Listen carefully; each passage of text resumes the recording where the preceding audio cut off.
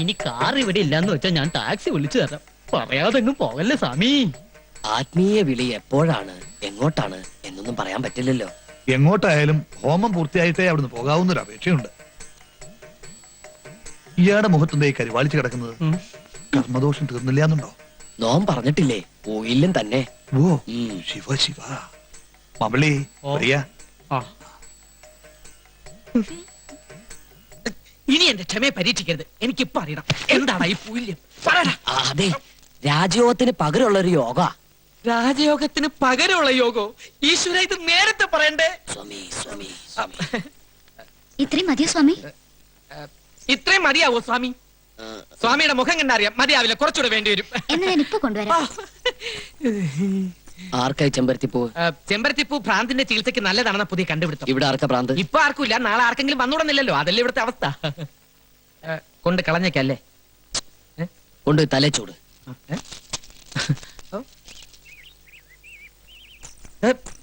ചെമ്പരത്യാത്മനം ഭജഗോവിന്ദം ഹേവം. എന്തേ സ്വാമിക്ക് ഇഷ്ടായില്ലേ? ഇഷ്ടമായില്ലെന്നോ? ഭയങ്കര ഇഷ്ടമായി. ഇത് കൊണ്ടുപോയി തലയിൽ ചൂടാൻ പറഞ്ഞു. തലയിൽ ചൂടാനോ? ചെമ്പരത്തി പൂവോ? അതെ, ഓരോരുത്തരുടെ ഓരോ മോഹങ്ങളെ. പൂയം തൊട്ടൊരു മൂന്നും കെട്ട പൂയം തൊട്ടൊരു മൂന്നും കേട്ട മുതലഞ്ചേന ഹിതാരസ്ത്രയ.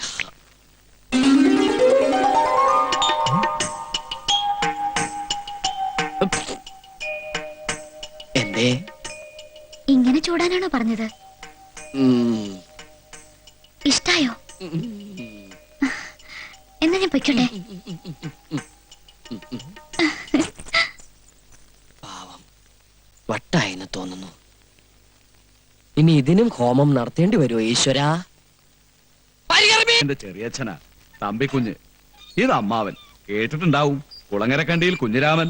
എവിടെയോ കേട്ടിട്ടുണ്ടെന്ന് തോന്നുന്നു. ഇതാണ് ചെറുക്കന്റെ ഫോട്ടോ. സുഭദ്രേ. ആതിരി എന്നല്ലേ കുട്ടിയുടെ പേര്? സുഭദ്ര എന്റെ ഭാര്യ. പയ്യന്റെ ഫോട്ടോ. സ്വാമിയെ വിളിക്കാൻ പോയ മാമ്പിള്ളിയെ കണ്ടില്ല. എത്തില്ല സ്വാമി. നമസ്തേ. ഉപവിഷ്ടരാകൂ. ഇരുന്നാട്ടെ. പയ്യന്റെ ഫോട്ടോ.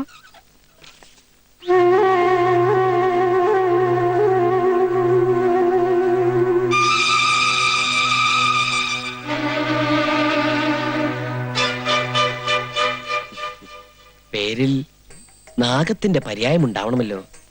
കൂടെ ഭഗവാനും. അതെ, അനന്തൻ എന്നാ പേര്. അനന്തപത്മനാഭൻ. ഞങ്ങളൊക്കെ പപ്പനെന്നാ വിളിക്കാറ്. സ്വാമി, ആ പുരുഷൻ തന്നെയല്ലേ ഈ പുരുഷൻ?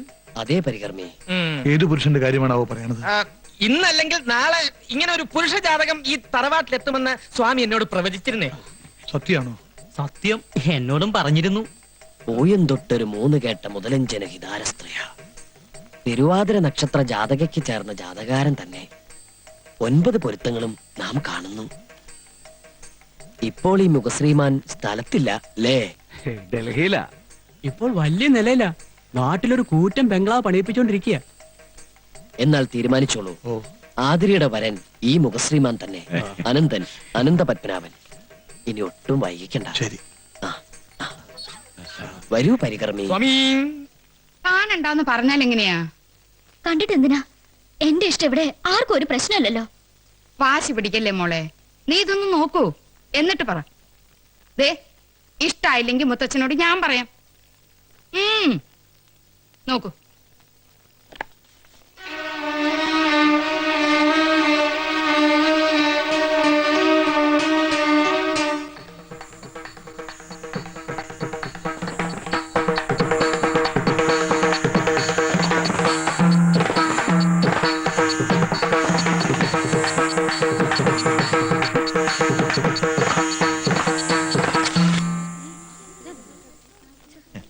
നോ, എന്റെ ഫോട്ടോ എടുക്കരുത്. You stupid. ഒന്ന് നിന്നേ. മോളിപ്പോ എന്താ പറഞ്ഞേ? ഒന്നുകൂടെ പറഞ്ഞേ.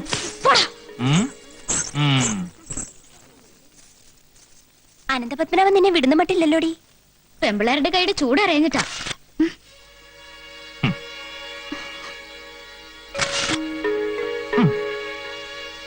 തന്നോടല്ലേ പറഞ്ഞ എന്റെ ഫോട്ടോ എടുക്കരുതെന്ന്?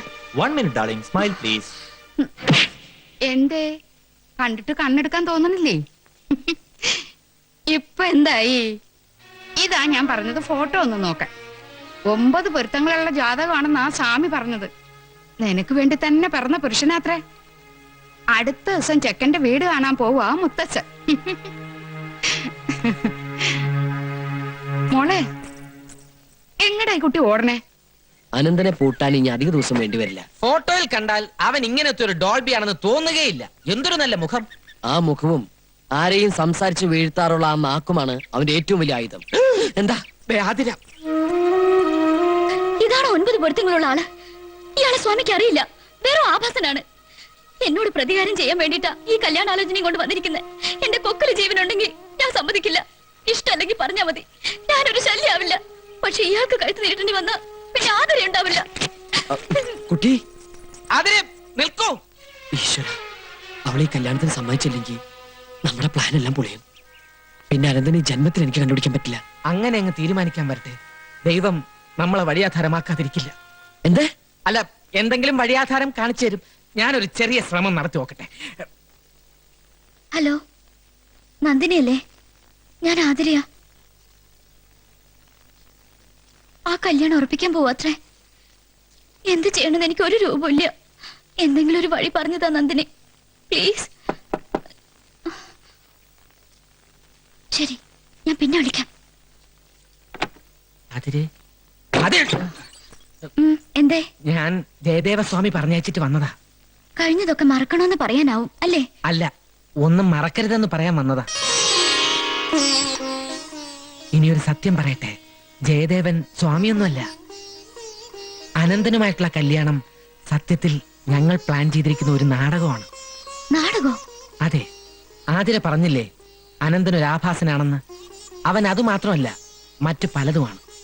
ആതിര അവന്റെ കാമുകിയാണെന്നും നിങ്ങൾ തമ്മിൽ ഫോണിൽ ബന്ധപ്പെടാറുണ്ടെന്നും ഒക്കെ ആയിരുന്നു ജയദേവന് കിട്ടിയ റിപ്പോർട്ട്. ആതിര കൂട്ടുകാരിക്ക് ഫോൺ ചെയ്യുന്ന കണ്ട് ഞാൻ പോലും പലപ്പോഴും തെറ്റിദ്ധരിച്ചിട്ടുണ്ട്. അനന്തനെ പിടിക്കാൻ വേണ്ടിയാണ് സ്വാമിയുടെ വേഷം കെട്ടി ജയദേവൻ ഇവിടെ വന്നിരിക്കുന്നത്. അപ്പോ CID ആണല്ലേ? ഏയ്, CID ഒന്നും അല്ല. അതെ, CID ആണ്. പക്ഷേ ഞാൻ ഈ രഹസ്യം ആതിരയോട് പറഞ്ഞ വിവരം മറ്റാരും അറിയാൻ പാടില്ല. സ്വാമി പോലും അല്ല, ജയദേവൻ CID പോലും. ഇല്ല, ഒരു കുഞ്ഞിനോട് പോലും ഞാൻ പറയില്ല. ഞാനിപ്പോ എന്താ ചെയ്യണ്ടേ? അനന്തനുമായിട്ടുള്ള വിവാഹത്തിന് സമ്മതിക്കണം. പക്ഷേ ആതിരയുടെ കഴുത്തിൽ താലി കെട്ടുന്നത് CID ആയിരിക്കും. ജയദേവൻ CID. സത്യാണോ? അതെ, കല്യാണം നടക്കുമെന്നുള്ളത് 100% സത്യമാണ്. ദാ, ഇത് വാങ്ങിക്കോളൂ. CID ജയദേവൻ തന്നയച്ചതാ. ഇത് ആതിരയ്ക്ക് വേണ്ടി പ്രത്യേകം വാങ്ങിയതാ. ഇഷ്ടമാണെങ്കിൽ കയ്യിലണിയണം. എനിക്കിഷ്ടാണ്, 1000 വട്ടം. ഉത്തരം അനുകൂലമേ ആവുള്ളൂ എന്ന് എനിക്ക്.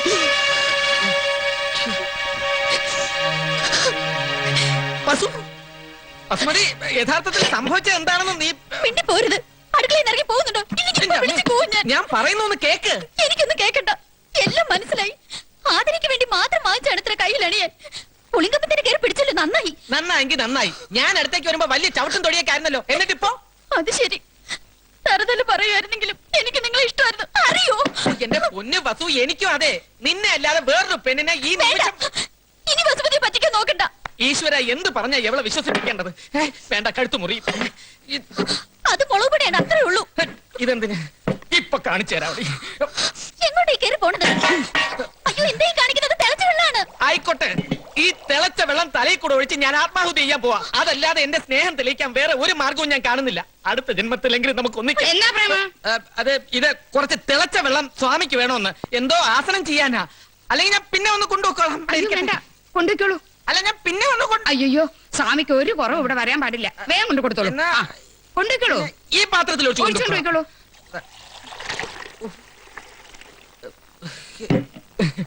വേഗം കൊണ്ടു കൊടുക്കും. അല്ല, ഈ തിളച്ച വെള്ളം കൊണ്ട് എന്താസനം ചെയ്യാനാ? എനിക്കറിയില്ല. എടാ പ്രേമദാസപ്പാ, ഈയിടെയായി വീടിനകത്തുള്ള നിന്റെ ചുറ്റികളി ഞാൻ കാണുന്നുണ്ട്. ആ കംസൻ ഇതെങ്ങനെ അറിഞ്ഞു കഴിഞ്ഞാൽ നിന്റെ പൊടി കാണില്ല. എന്റെയും കംസന്റെ കാര്യം പറഞ്ഞ് ഈ ശ്രീകൃഷ്ണനെ പേടിപ്പിക്കല്ലേ? ശ്രീകൃഷ്ണൻ ആയതുകൊണ്ടാണ് ഈ ഭാഗത്ത് കിടന്ന് വെല്ലസുണ്ടെന്ന് ഞാൻ പറഞ്ഞത്. നിന്റെ സ്വാമി ഉണ്ടോ അവിടെ? അദ്ദേഹം എന്റെ സ്വാമി മാത്രമല്ല, ഈ ജഗത്തിന്റെ ഗുരുവാണ്. എന്നാൽ ആ ജഗദ്ഗുരുവിനോട് പറയാ, നാളെ രാവിലെ ഞാനും വൈദ്യരും കൂടി അനന്തനെ കാണാൻ പോണുണ്ടെന്ന്. ഈ വിവരം പറഞ്ഞാൽ മതിയല്ലോ. ക്യാഷ് വല്ലതും വേണ്ടി വരൂ? ചൂണ്ടിയതാണോടാ? ഏയ് ചൂണ്ടിയൊന്നുമല്ല, ഇത് സ്വാമിക്ക് കുടിക്കാൻ കുറച്ച് തണുത്ത വെള്ളമാണ്, ഐസ് വാട്ടർ. ആ, നല്ല ദാഹമുണ്ട്, കുറച്ചൊഴിക്കുക. ഏയ് അത് ശരിയാവില്ല. ശരിയോ തെറ്റോന്നുള്ളത് ഞാൻ തീരുമാനിക്കും. ഒഴിക്കടാ.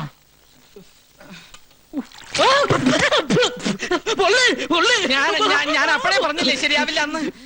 എന്താ ചിരിക്കണേ? ഇപ്പഴാ മാമ്പള്ളിയുടെ പേര് ശരിയായത്, മാമ്പൊള്ളി. കാലുപൊള്ളി, കാലുപൊള്ളി, കാലുപൊള്ളി, പോടാ, പോടാ. എരണം കേട്ടവൻ.